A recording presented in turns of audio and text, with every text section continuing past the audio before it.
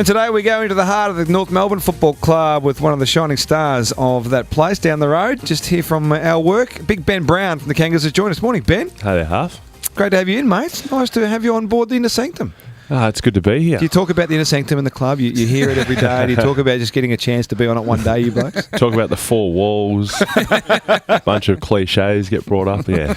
The rampaging Kangaroos at the moment, inside the 8, things are going pretty well. Are you happy with how things are progressing? Oh, yeah, I think we've been pretty happy with how things have been progressing, but obviously we know that we've got a lot of things to work on, and I know that's probably another cliche, but we're always, I suppose, looking for that little bit of improvement, and we know that we're a young side, so we know that it's not all going to happen straight away, and while it's been good last year, I think we were zipping 5 and we lost a couple of games within a kick. So, to actually get a couple of big wins early in the season is really positive, and we'll definitely take the positives where we can there. So how difficult is it to take those positives when you keep, and go back to last year for a second, because I think that's a relevant part of this conversation today about where you are right now. How difficult is it to stay positive when you do keep losing by small margins? And clearly that's a sign of development, but you just want to win games. So how difficult is that balance? Yeah, it always feels better after a win, yeah. for sure. And it was difficult at times last year, but we were probably just as young last year and probably blooding a few guys. We had a lot of injuries last year as well, which I think you can't downplay too much. We've had most of our list out on the track and training for most of pre-season, and we haven't had too many injuries, touch wood, so far this year. So that makes a big difference when you can get guys like Ben Jacobs out on the park. Kane Turner was injured for a bunch of last year. Jared Waite was injured for a bunch of last year. When you've got guys like that missing games of football for us, it makes it very difficult. And the other one is Sam Wright, who will push for a spot in the next few weeks. He's been tearing it up in the VFL and just getting his game time up. Yeah, great. It's good news for everyone, all the Kangaroos fans out there. It seems that there are players that are emerging slowly. It's almost like a slow burn, and I was looking at the game on Saturday night. There have been players that have been around for a little while. We've heard a little bit about them, but they've just now got 10, 12, 14 games worth of experience into them. They're now starting to look like AFL players. Yeah, I suppose guys like, Jai Simpkin comes to mind, who has all the tricks and has obviously, he's always been doing it from a very young age, and for him I think it's just about, getting the miles into his body and into his legs to get himself doing those things more consistently, and he's a hard worker at the club, and living with Jack Siebel as well, I think, so you'll learn plenty off being around that sort of calibre of person with his preparation as well. So guys like him spring to mind. And Luke Davies-Uniacke, who's only played 4 games, but been outstanding in the way he goes about it. Really stand-up young man. So yeah, we've got plenty of guys coming through. And that's one thing I think that's really good to see from a North perspective. It was such a dramatic drop, and there was controversy around all the senior players all sort of going at the same time. Did it take a while for the club and for the players to adjust? Obviously, all the experience going out is going to cost you at the end in wins and losses, but just before things start to settle back down, this is a new team, this is a new era. Yeah, no doubt. I think it always takes time to adjust to things like that, and I think we always trusted the way the club was going about it, and that they had the best interests of the club and the team in mind. But even from an individual perspective, you learn the ways that different players, kick the ball to you inside 50. I know what Jack Siebel's going to do when he rolls and goes from the middle. I know what Luke McDonald's going to do. He's going to turn on his left foot. So when you've got a bunch of new guys come in at the same time, I suppose the chemistry isn't quite there yet. But hopefully, getting a season in. And a season of, I suppose, running into the legs of these young guys will make all the difference. How do you trust something when everybody else is saying it's not going to work and you're going to be towards the bottom of the ladder? How do you go about that as a playing group through a pre-season?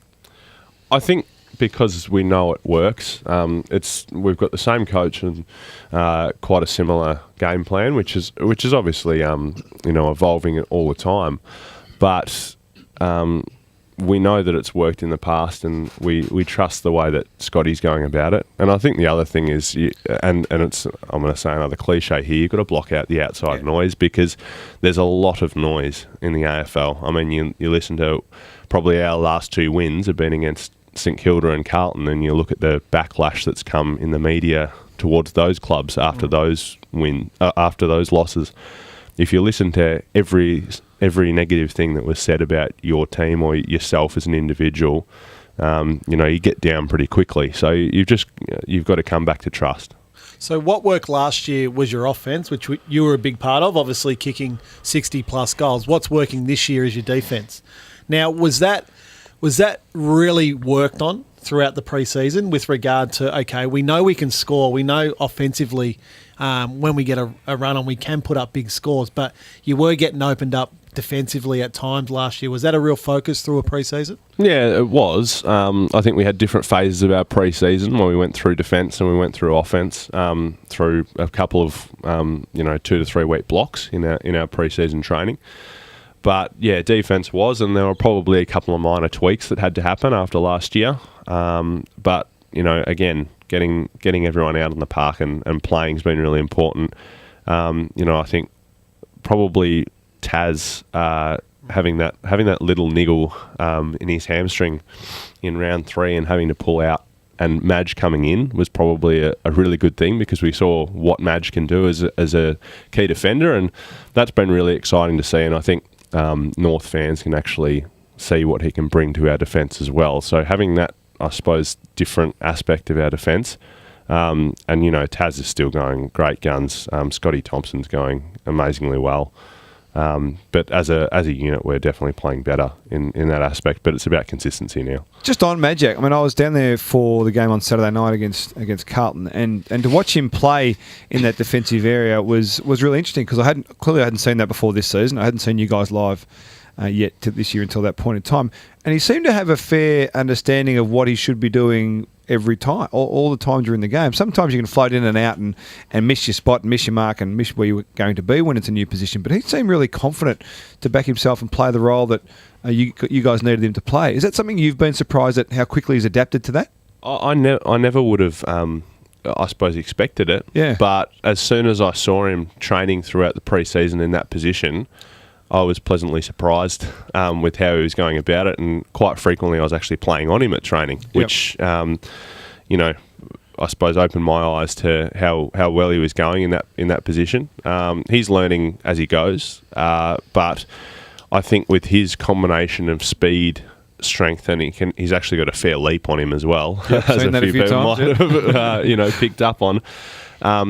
Even if he gets beaten on a lead by a couple of metres, he makes up that ground in that 20-metre sprint, towards the ball, and, he can leap past you and fist the ball away, which, as a key defender, everyone knows that 20-metre effort needs to be really good, and that's what recruiters look at in the draft combines. So he's got all of that, and now it's just about fitting into the back six, and which he's been doing so far. So you mentioned Tarrant and Scotty Thompson as well, and then Majak. So the 3 talls playing down back, and there seems to be the trend to have a smaller sort of pressure forward line from opposition teams that you come up against. Is that something that's sustainable, do you think, or because Thompson can play small, and probably Tarrant as well to a degree, that you got that flexibility with those guys given their size? Yeah, I think we have got that flexibility, which is great. I mean, Scotty Thompson's taken Eddie Betts before in games, so he's definitely capable of playing smaller.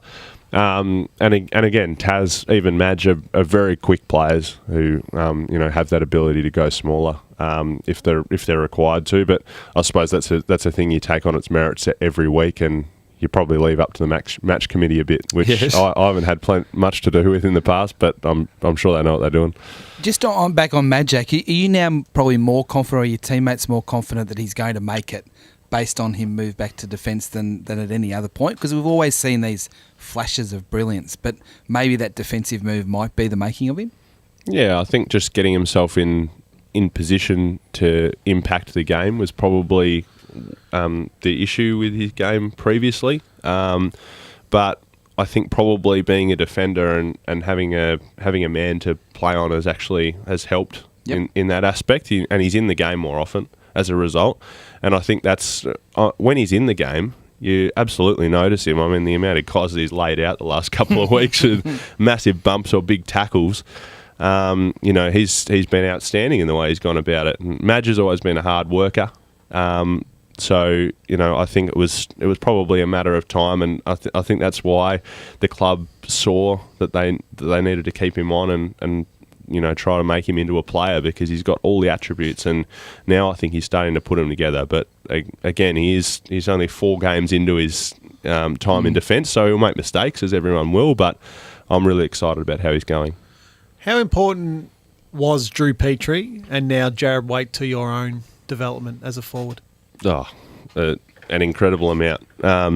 Drew was there from the moment I walked into the place, and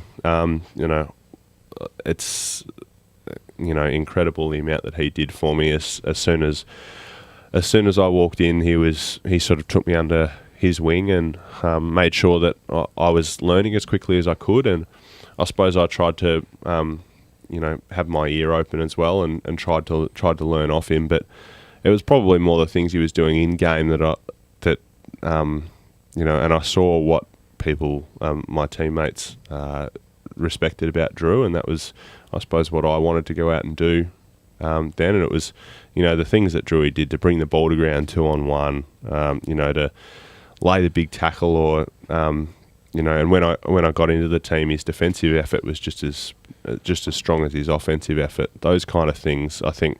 And Drew is a off field as well. A family man and someone who is, such a selfless person, and I think you really saw that come out on the field, and that was something that I wanted to see in my own game as well. And Wadey, of course, he's still around now, and he's still playing as well as he ever has. He's been outstanding, and I'm definitely a better player when he's in the team. Well, keep him in the team because you're awesome. 7:19. Ben Brown from the Kangas has joined us in the Inner Sanctum, and doing a hell of a job too, just by the way. The Kangas have got Hawthorn this week, Sunday at Etihad Stadium at 3:20, a home game for the Kanga faithful. So I imagine they should be getting there to watch this, because things are going pretty well, Whitey, for the Kangas. Absolutely. I want to talk a bit more about yourself, but the last one just on the team. You talked about it before, about how, St Kilda played poorly, but North Melbourne played really well. The heat's on St Kilda because they lost to the Kangaroos. Carlton lose by 14 goals. They're under the heat because it was against the Kangaroos. Does that kind of get a bit irritating? I don't know. I think we probably saw Mark Robinson give us a little bit of a pump up the other day on 360 about this, and actually said we should be getting some kudos. But look, you can't really listen to that stuff too much. I mean, last year we only won six games, I think it was. So we know that we're far off being a good team at the moment. We know that we want to get there, and we're doing everything we can to get there. And starting 2-2, that's not a bad start to the year. But we lost to Melbourne pretty comfortably. So a couple of weeks ago. So we know we've got a lot of work to do to get there, and we're pretty aware that that's the case, and we'll probably just try and use what's been happening to our advantage, and use it as a bit of fuel to the fire, I suppose, to keep us going. And we've got Hawthorn this weekend, which is a great challenge for us, and we'll focus on that. I want to ask you, because you first came to prominence in my mind, my favourite thing, Foxtel Cup. I used to love watching the Foxtel Cup, and that's how I first learnt you watching you play footy.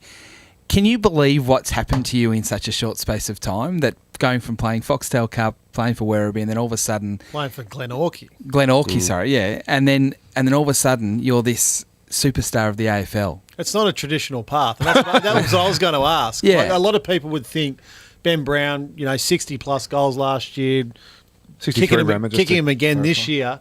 They'll think you're a top 10 draft pick, but that's not the case. It's actually a story of great persistence, really. Well, absolutely. Explain it. Well, in my draft year, I suppose was going okay. Primarily playing as a ruck for the Tassie Mariners, and played at Devonport at the time, and did my ACL playing in the National Carnival, and then probably to cut a long story short, took me another 3 drafts of going undrafted. It was the 4th draft when I moved over to play for Werribee in the VFL where it worked out for me, and I'm really thankful to North Melbourne for giving me that opportunity to play at the top level, which is what I'd always really wanted to do. But yeah, it's still a little bit of a whirlwind now, and it's great that I'm playing good footy, but I'm always just I'm still, I suppose, in the mindset of trying to keep my spot and trying to make the most of the opportunity I've got, because I think missing the 3 drafts in a row made me all the keener once I actually got to the club to become a player that put together a good career. So I'm still probably trying to make that happen in my own mind, which I think is a good thing, because it keeps me pushing along and keeps me looking to improve. Question to Half and Rammer here. Ben's there's plenty of those sort of examples of players that have missed drafts, have been injured and whatever, but when they get their opportunity, they kind of appreciate a little bit more about what it is to be an AFL player, as opposed to being sort of pushed through and given every opportunity. Have you got examples of that, of players that you played with that had that? Yeah, I got 2 great ones. First one's Mark Johnson. He started on Essendon's sup list and then became a premiership player and a best and fairest at the club. But I think the best one is Damien Peveril. He missed 8 or 9 drafts, but just kept persisting and persisting and persisting, and had a terrific career, nearly 150 games for Essendon. So, yeah, and I think Ben played that down, but and I was involved with Ben through that period of time, but he never stopped believing that he could make it. And I think that's the key to all these guys. You've just got to believe that I'm just going to hang in there. I'm just going to hang in there, and then you'll get your break. And Ben got his break at pick 47 or 46 in the draft. The rest is history now. Yeah, and going through my time in footy, I mean, you look at Sam Mitchell. Obviously was a cracker, just kept coming and just kept getting the pill because he could and he believed he would. Richie Vandenberg, not so much missed the draft, but a mature age, came in late to the system, didn't probably think he would ever get there, realised he could. Rookie, becomes captain of the club, changes the culture. So there's plenty of situations there that players have come in and had it, but there's plenty that have got to that point and it's all too hard and they give up too. There's more of those stories than we get of the Ben Brown type stories. So then, to expand on that, Ben, that when you didn't lose belief that you could be an AFL player, when you visualised being an AFL player, did you see yourself as being this guy that could kick 3-4 goals a game on average as a full forward, or was it more just to get into the system and see what would happen? Because you're one of the best forwards in the land. Oh no, I definitely didn't. Foresee myself kicking bags of goals, and initially it was just about trying to find a spot in the team and trying to find a way into the team.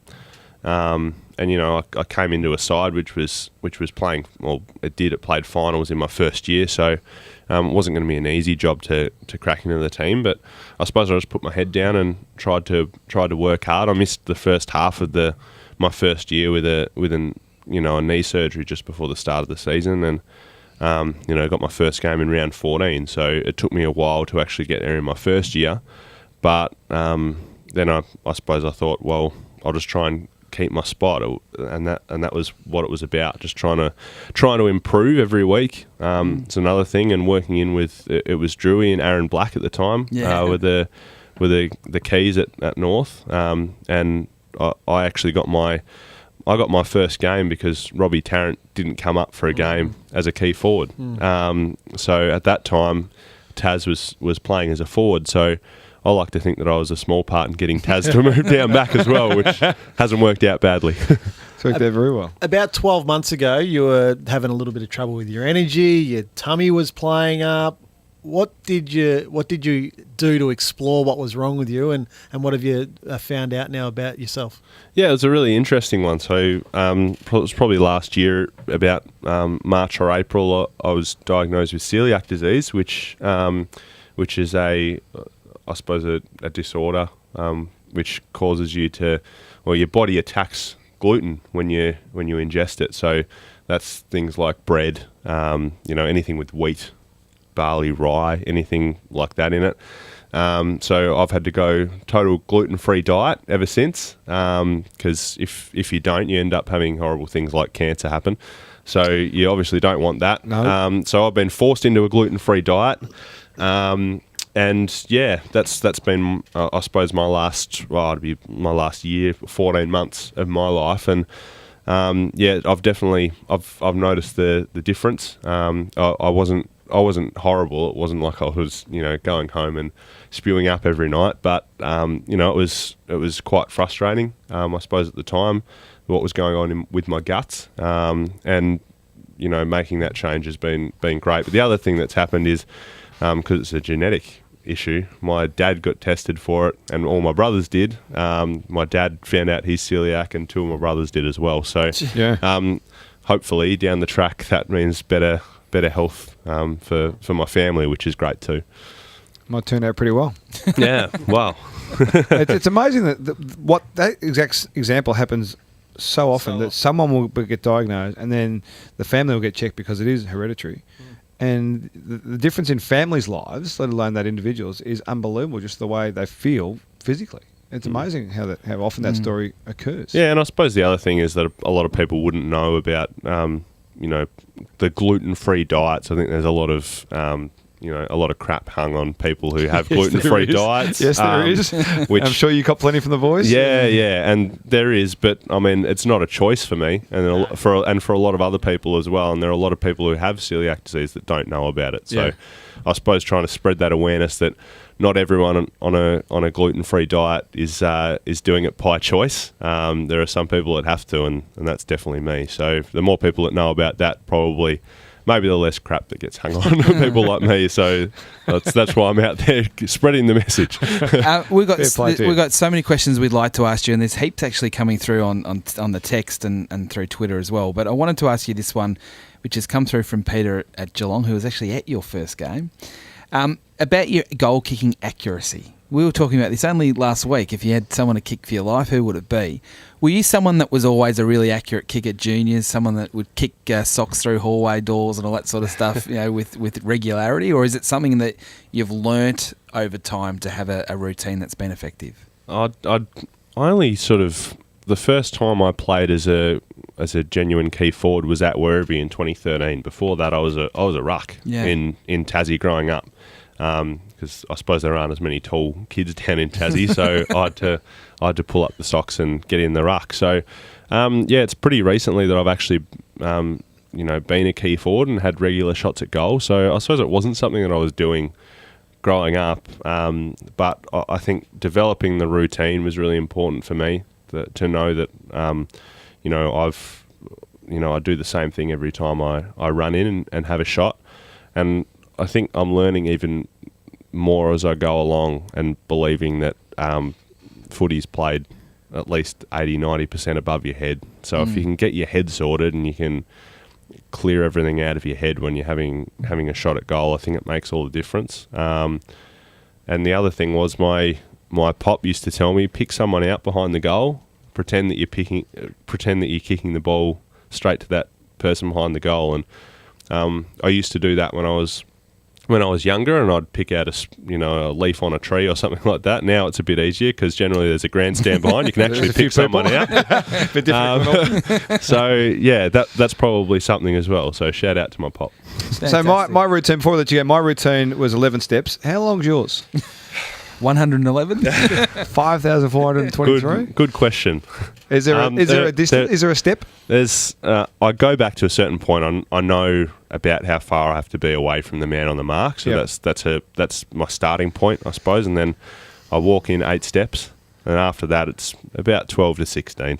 Whatever you're doing, just keep doing it. Just keep doing it. Yeah, fantastic. Kangaroos fans love you. I think footy fans love you as well, the way you play the game. And certainly a big reason why the Kangaroos have started so well this season. Hawks on Sunday will be a great challenge for your football club. Etihad Stadium, 320. Kangaroo fans, get there and see this man in action. Good to have you, Ben. You'll be welcome back anytime. Thanks very much, everyone. Ben Brown from the Kangaroos with us on the Breakfast Club.